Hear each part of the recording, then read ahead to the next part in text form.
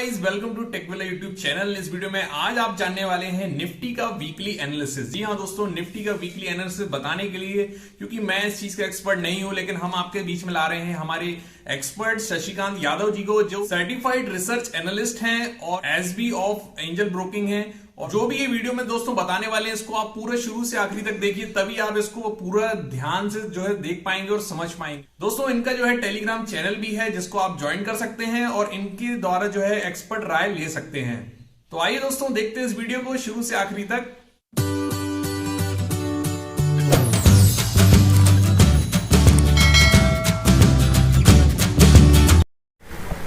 दोस्तों पिछले एक वीक से निफ्टी में जो गिरावट आई थी, जो निफ्टी को 16,600 तक के लो बना के 16,400 तक का लो बनाने के बाद निफ्टी वापस से 17,354 के आसपास अभी चल रहा है करेंटली, और थोड़ा सा करेक्शन उसमें ऊपर की तरफ में देखने को आया है। ये निफ्टी का डेली चार्ट है। एक बार वीकली चार्ट देख लेते हैं, बड़े से छोटे की तरफ चलते हैं और अंदाज़ा लगाने की कोशिश करते हैं कि अगले हफ्ते में क्या हो सकता है। ये है कहानी अब तक की। यहाँ से निफ्टी ने 18,600 के ऊपर के लेवल से, जो कि 18 अक्टूबर 2021 को एक पीक बना था, वहाँ से निफ्टी में गिरावट हुई थी और पिछले 2 हफ्तों से लगातार 16,400 के लो बनाने के बाद में ऊपर किस तरह में देखने को मिल रहे हैं। 17,400 तक का हाई बना के निफ्टी अभी 17,300 के आसपास में सस्टेन कर रहा है। देख लेते हैं सबसे पहले तो वीकली चार्ट्स पर मैकडी का मोमेंटम नेगेटिव साइड में है, यानी कि ट्रेंड, और अपना एडीएक्स पे जो हम ट्रेंड देख सकते हैं उससे हमें मालूम चल रहा है कि ट्रेंड जो है वो नेगेटिव है, बना हुआ है फिलहाल नेगेटिव वीकली चार्ट्स पर, और मोमेंटम भी नेगेटिव साइड में है। डेली चार्ट्स पर हम देख लें तो हम यहाँ पर देख सकते हैं कि यहाँ पर भी एडीएक्स ट्रेंड नेगेटिव शो कर रहा है and momentum slightly positive side में गया है। हालांकि अभी भी जो मैकडी की लाइन है डेली चार्ट्स पर, वो इस अपना मीडियन लाइन के नीचे में है, तो एक पॉजिटिव क्रॉसओवर भले आया है लेकिन बिलो बेस लाइन है, साथ में मोमेंटम स्लाइटली पॉजिटिव है। सो अगेन थोड़ा कॉशियस रहने की ज़रूरत है। हमें थोड़ी सी पॉजिटिविटी दिखाई दे रही है फिलहाल निफ्टी के अंदर में, करेक्शन आए हैं। तो अगले हफ्ते निफ्टी कैसा रहेगा उसके लिए हम थोड़ा सा देख लेते हैं कि यहाँ से यहाँ तक की गिरावट हो रही है। तो यहाँ से अगर आप ध्यान से देखो तो एक स्लाइटली एक चैनल फॉर्मेशन कर रही है निफ्टी, ऊपर की साइड में एक चैनल बन रहा है। तो उस चैनल को हम ड्रॉ कर लेते हैं। तो टॉप से टॉप को मिलाते हुए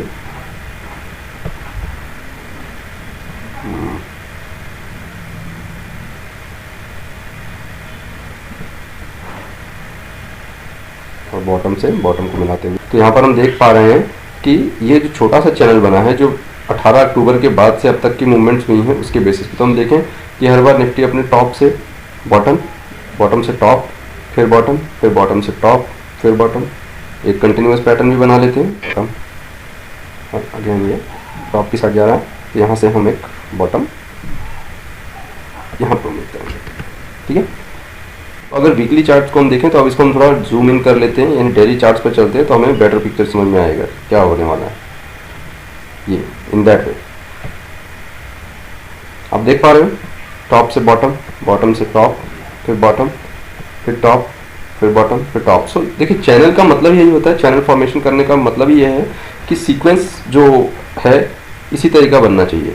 ठीक है, इन दैट वे ही इसी तरह से चीज़ें आगे चल के कंटिन्यूस मूवमेंट करने वाली हैं और इसी तरह से चलने वाली हैं। अब क्योंकि हम देख रहे हैं कि मैकडी और एडीएक्स, देखो आप दो ये इंडिकेटिंग ट्रेंड लगा लो, these two indicators are more than sufficient और enough for any kind of analysis. आपको देखना है, आरएसआई भी देख लो, वॉल्यूम में भी आप देख सकते हो, बट जब सिचुएशन बहुत ज़्यादा कॉम्प्लेक्स हो तब मल्टीपल इंडिकेटर्स की ज़रूरत होती है। फिलहाल तो हमें साफ दिख रहा है कि निफ्टी में एक गिरावट का दौर है और ये एक हेल्दी करेक्शन है। मैं इसे हेल्दी करेक्शन इसलिए कह रहा हूँ क्योंकि लगातार गिरावट नहीं हो रही है, गिरावट हो जा रही है, उसके बाद में करेक्शन आ रहा है, ऊपर की तरफ में मूवमेंट आ रही है, आपको निकलने के मौके भी मिल रहे हैं और फिर उसके बाद फिर से गिरावट हो जा रही है। देख रहे हैं, तो यानी कि अगले जो गिरावट आएगी वो कहाँ तक आपको निफ्टी को लेके जाएगी, वो 16,263 के आसपास का आपको एक लो बनता हुआ दिखेगा।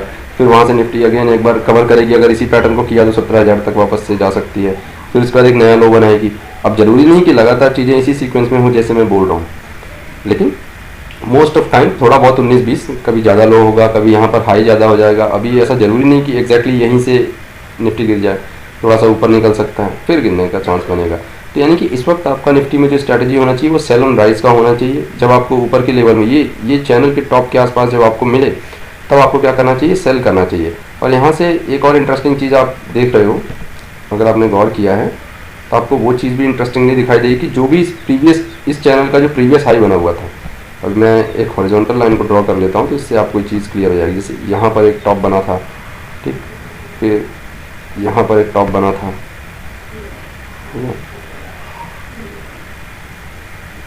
यहाँ पर एक टॉप बना, और अभी फिलहाल यहाँ पर एक टॉप बना,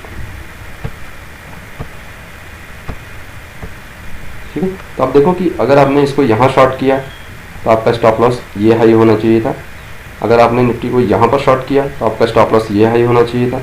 अभी अगर आप निफ्टी को यहाँ पर शॉर्ट कर रहे हो तो आपका स्टॉप लॉस ये हाई होना चाहिए, यानी कि कितना होना चाहिए, 17,640, ठीक है। उसी के आसपास का आपका एक स्टॉप लॉस बनना चाहिए, क्योंकि थोड़ी बहुत ऊपर नीचे होगी लेकिन ये लेवल को ब्रेक नहीं होना चाहिए। अगर निफ्टी को इस कंटिन्यूअस पैटर्न को, इस गिरावट को जारी रखना है तो इसी तरह से जारी होनी चाहिए, ये स्टॉप लॉस नहीं होना चाहिए। अगर आपका ये स्टॉप लॉस ट्रिगर होता है दैट मीन्स कि निफ्टी में एक मेजर करेक्शन या फिर मेजर रिकवरी आने का चांस बन रहा है।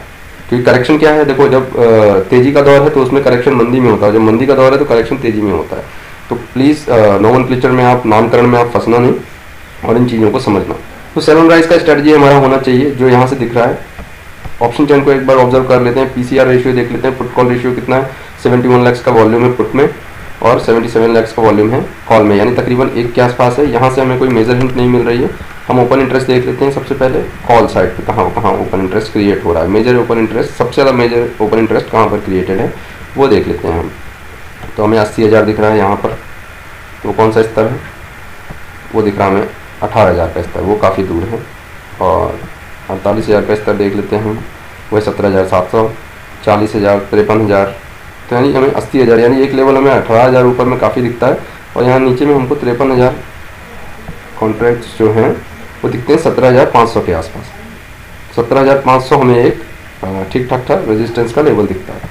अब फिलहाल हम देख लें पुट साइड में कहाँ पर सबसे ज़्यादा ओपन इंटरेस्ट क्रिएटेड है। सबसे ज़्यादा ओपन इंटरेस्ट क्रिएटेड दिख रहा है पुट साइड में, यहाँ पर 73,000, यहाँ पर 54, यहाँ पर 72, यहाँ पर 68, यहाँ पर 42। सो मोस्ट ऑफ जगहों पर 17,300, फिर उसके बाद 17,200, फिर उसके बाद 17,000, ये हमें सपोर्ट बनते हुए नज़र आ रहे हैं। और ऊपर में हमें केवल एक ठीक ठाक सा छोटा सा एक रेजिस्टेंस दिख रहा है 17,500 के आसपास। तो 17,500 के आसपास, इससे अब हम चार्ट से मैच करने की कोशिश करते हैं, 17,640 हमें यहाँ का हाई दिखता है। तो हमारी ये थ्योरी यहाँ से भी जस्टिफाइड है कि आपका स्टॉप लॉस ये हाई का होना चाहिए और 17,500 के नीचे निफ्टी की नेक्स्ट वीक की क्लोजिंग होनी चाहिए। नीचे में अगर निफ्टी गिरता है तो आपको सपोर्ट देखने को मिलेगा 72,000, 17,200 के आसपास, 17,300 के आसपास। तो वहाँ पर आपको थोड़ा कंसोलिडेशन देखने को मिल सकता है, तो आप वहाँ पर अपना प्रॉफिट बुक कर सकते हो और पोजीशन को या फिर एवरेज कर सकते हैं। कई तरह की स्ट्रैटेजीज हैं, आप अपनी स्ट्रैटेजी के अकॉर्डिंग एडजस्ट कर सकते हो। तो फिलहाल निफ्टी में ऊपर के स्तर काफ़ी कम दिखाई दे रहे हैं और करंट जो ट्रेंड है उसके हिसाब से निफ्टी में आपको सेल एंड राइज का स्ट्रैटेजी रखना चाहिए। जब भी आपको मौका मिले प्रॉफिट बुक करके बाहर आ जाइए और एक बेटर अपॉर्चुनिटी का वेट करिए। आपको ट्रेड लेना ही है तो आप सेल साइड में लेने की कोशिश कीजिए। जो आपकी होल्डिंग है उसे आप इस पर्टिकुलर लेवल पे आने के बाद में एग्जिट करने की कोशिश कीजिए और अगेन जब चैनल के बॉटम में आए तो आप थोड़ा वेट करके उसे वापस से शॉर्ट करने को ही देखें, क्योंकि देखो मंदी के दौर में खरीदने के बारे में सोचना मतलब थोड़ा सा आपको मुसीबत में डालने वाली चीज़ हो सकती है। इसलिए जब कभी भी निफ्टी गिरे आप उसमें लालच में ना फंसें कि हाँ यहाँ पर आ गया तो मुझे खरीदने को देखना है। नहीं, मुझे हालांकि पता है, मुझे आइडिया है कि हाँ यहाँ से टॉप से बॉटम आ गया, यहाँ से वापस टॉप जा सकता है, but it is just a possibility. ज़रूरी नहीं कि वैसा ही हो, और भी गिरावट आ सकती है। और गिरावट के दौर में बड़ी बड़ी गिरावटें अक्सर इस पैटर्न को ब्रेक कर देने के बाद होती हैं। जैसे यहाँ तक आएगा और फिर उसके बाद आपको लगेगा वापस से खरीद लेना चाहिए और उसके बाद एक तेज गिरावट आपको देखने में मिलेगी। तो मैं यहाँ खरीदने की बजाय यहाँ बेचना पसंद करूँगा और उसके बाद अगर ये ऊपर जाता है तो मैं मेरी पोजीशन को फर्दर और इंक्रीज करूँगा, क्योंकि मुझे साफ साफ दिख रहा है कि हाँ एक यहाँ पर मेरा स्टॉप लॉस बन रहा है, दूसरा स्टॉप लॉस मेरा यहाँ पर बन रहा है, तीसरा स्टॉप लॉस मेरा यहाँ पर बन रहा है। अगर मैं देखूँ तो निफ्टी में फिलहाल 18,600 का हाई है, यानी तकरीबन 1,000 पॉइंट यहाँ से ऊपर की संभावना मैक्स टू मैक्स बन रही है। बहुत ज़्यादा जोर लगा तो भी ये होगा, और अगर ऑल टाइम हाई ब्रेक हो गया फिर तो नया अप ट्रेंड शुरू हो जाएगा, फिर तो इन सारे पैटर्न्स का कोई मतलब ही नहीं रहा। तो दोस्तों शेयर बाजार में आपको चीज़ों को कभी भी परमानेंट नज़रिए से नहीं देखना है कि आज जो बोल दिया वो कल का अखंड सत्य नहीं है, ये आज का सत्य है। और इसे देखकर आपको अपनी कल की स्ट्रैटेजी बनानी चाहिए। कल क्या होगा उसके हिसाब से आपको परसों की स्ट्रैटेजी बनानी चाहिए। हालांकि निफ्टी का वीकली एनालिसिस जरूरी है और निफ्टी को वीकली एक बार एनालाइज कर लेने मात्र से आपको अपने ट्रेंड का अंदाजा हो जाता है। आशा करता हूँ आपको मेरा ये एनालिसिस पसंद आया होगा और आपको मेरा एनालिसिस कैसा लगा मुझे कमेंट करके बताइए। Thank you so much. मिलते हैं नेक्स्ट एनालिसिस।